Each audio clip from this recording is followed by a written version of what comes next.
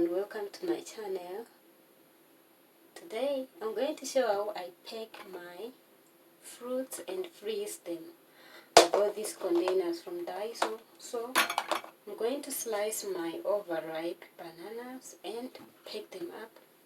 So as I am doing that, I'm gonna introduce to you formally, like I have done some videos before on my live streams sharing my story about me, like how I came to Korea and all, like my untold stories. So yeah, so I have to take my knife. Yeah, I thought it would make noise. So my bananas are already clean. I cleaned them up. So I'll do this as I'm talking, because I'm like, if I look close to the camera it will look very awkward. Anyway, what I want to share is an intro to my stories that I'm saying in my live streams. So whatever I'm sharing on my live streams is the truth of what I went through. Why am I sharing these stories is I know I know that people suffer from depression because of many factors, especially when you're in a foreign land. I also think I was once in depression during language school. But you know, from where I come from, depression is not talked about much, and it's not common to hear people talk about it, because we just assume that in life you should go through hardships, that kind of thing. So, and we tend to, in African community, I'm talking for African community because that's what we went through as African students here. And I know many people never say I'm depressed. They'll say things are difficult and all, and they will never just say it that they are depressed.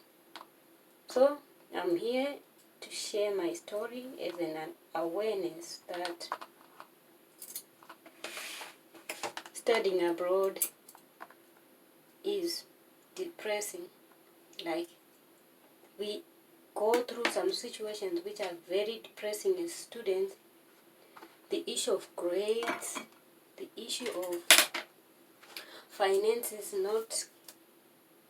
not being enough, the issues of failing to find part-time jobs, the issues of us trying to fit in a Korean community. All those things are very depressing, believe me. It's just that I have been listening to other people's stories over the past years. They would say, I'm having problems, I don't have enough money, my scholarship is not supporting me fully, my Korean language score is poor, I have to repeat Korean again. And they'll be like crying all over, not knowing that it's one of those things which happen if you have a mental breakdown. I don't want to lie. I don't know, maybe I should, something falling. I should go for for training to be a counselor, because over the past 10 years I've been like almost like a mentor to many students here. They will be asking me, did you go through this kind of problem? Did you go through this kind of problem? And I'll be like, you, your situation is even much better than mine, you know. Yeah. Because language school was very stressing, not even to mention that in my case, my scholarship was not that good. So So this is a brief overview of what I will be talking about in my live streams that I schedule for either Saturday or Sunday. It just depends. If I have a Saturday meeting, I cannot do those live streams. Like next week, I think I will do the live stream maybe Saturday afternoon. I think maybe Saturday afternoon, not morning time, because I have a meeting. So once a week, I've decided once a week I will do a live stream to share my experience and share to you some kind of stories that were happening around me, which can enlighten you people, because most people are interested in knowing how is it to study in Korea. So as we share our stories and other stories of our life in Korea, I think it will really help other people to make good decisions. And yeah, I think that's all. So I'm busy trying to fix my bananas here, because I find this thing very handy and flexible, like this kind of packaging for bananas. I think it's almost like one banana. So the cover fell down. Yeah, it fell on the right side, like the back side, but let me wash it up. Okay, because even today I did my thorough cleanings, so everything is sparkling clean. Yeah.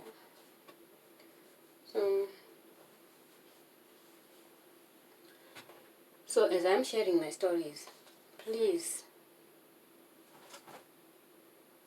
share me out if you can. We can help another student who is going through some situations somehow. Like really, for real. So what I do, like what I thought to do, like, yeah, it's like this. Yeah. Very handy, and I can easily take them out after freezing. It's ice proof and heat proof, so it's really good. Yeah. So I'm done with these bananas. So I can get ready to prepare my dinner. So let me close up saying I ended up buying another extra one. I think I bought 2 of these and one this and another different size from last time.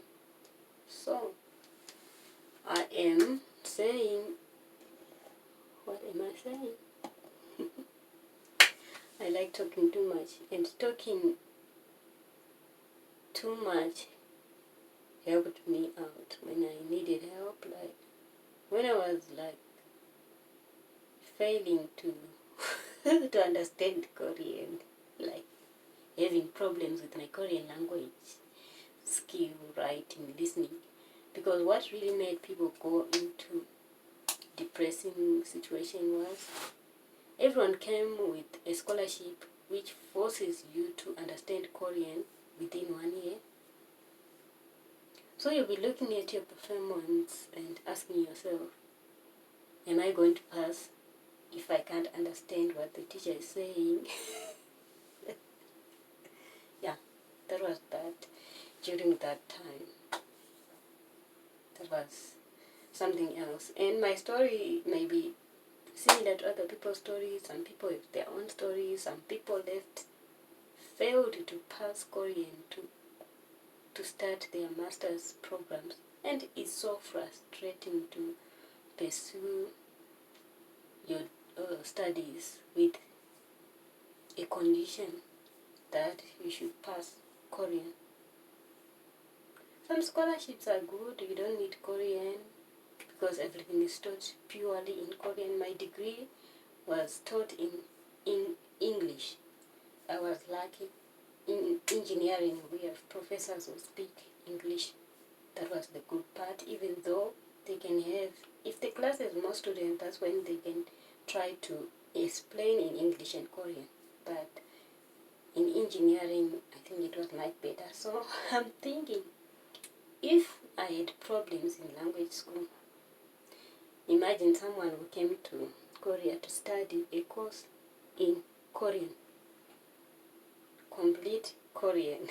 So you can imagine like how would that person study? It means they are forever trying to learn more new Korean words, learn more, understand more, and even in Korean system, there's always like that competition of getting good grades. So I know many people who come to Korea are good,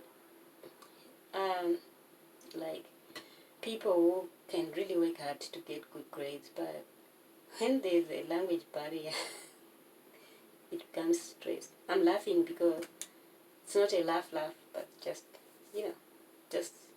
I'm trying to show you how it was. Anyway, what am I saying? So, after I share my stories, I go back to the comments, read them up, because I'm trying to see where am I. Now it's 10 years later. I'm now looking back like, this is what I was going through. So I'm trying to digest and use this information to help other people who may be new in Korean, who are going to study their degrees in Korean, or someone who just want to move to Korea but they don't know what this Korean system is like. Yeah, you just have to know your Korean if you're coming to Korea. There's no way you will get a Korean person randomly who speaks fluently like in the streets. It's very rare. And not that they can't speak. They know English very well. They study it more than we do. But they are not confident of speaking English. But many people try, but I'm just saying my opinion. The people I come across, sometimes they are shy to speak any English, but they know English. They studied it more than the way we studied it. So, yeah.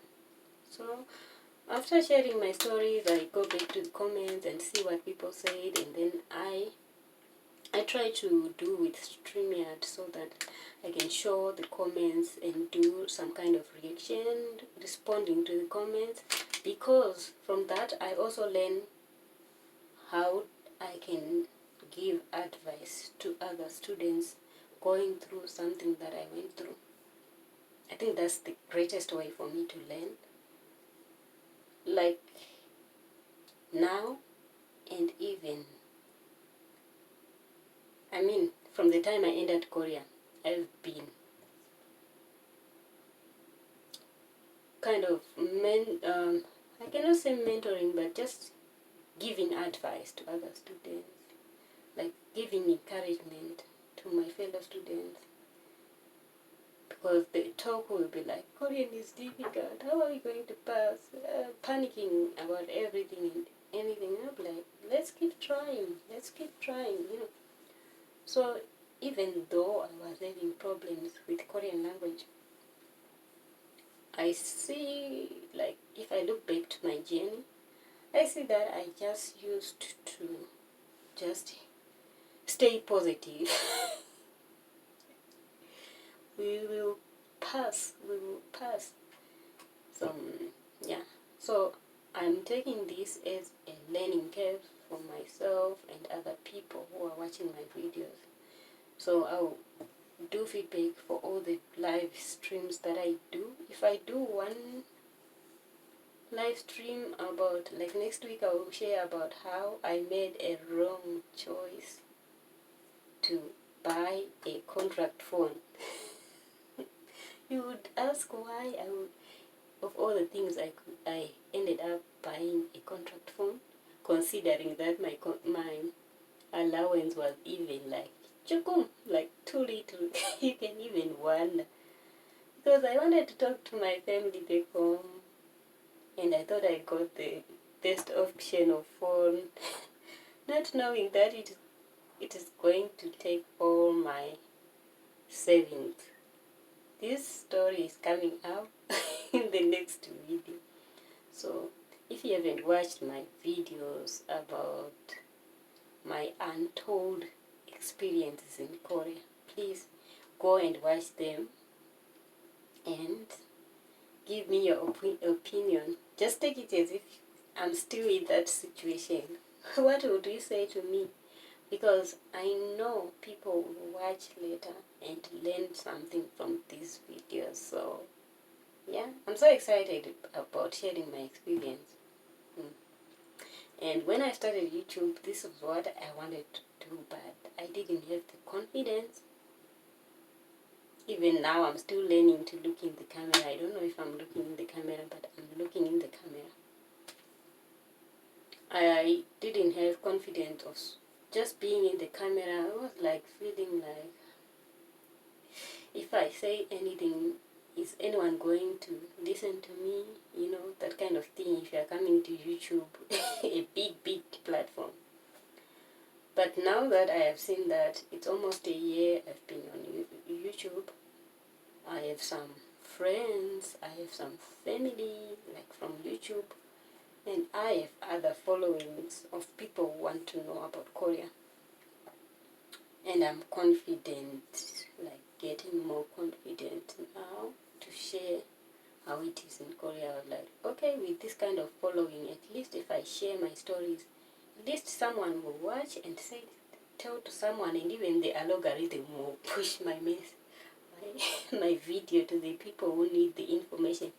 Because if I had done this 12 months ago when I started YouTube, then I know I would have given up, because I didn't even have the courage to do so, because I was still trying to figure out where did I come from. But now I'm celebrating my 10 years, yeah. So I want to enter into another new era where I look at life with bigger binoculars, like much bigger than what I used to have before, like using the experience that I got from from my stay in Korea. So if you have watched my video up to here, thank you for watching. And what else do I want to say? I wanted to do a grocery haul to show you what I bought, but it's nothing much. I just bought these things from Daiso and some vegetables from the market. So that's all. So thank you for watching. And for other people, content creators who are really interested also in making videos and earn some coins, there is one application called Chainflix. Please check my previous video. You will see how you can upload your videos and earn some coins.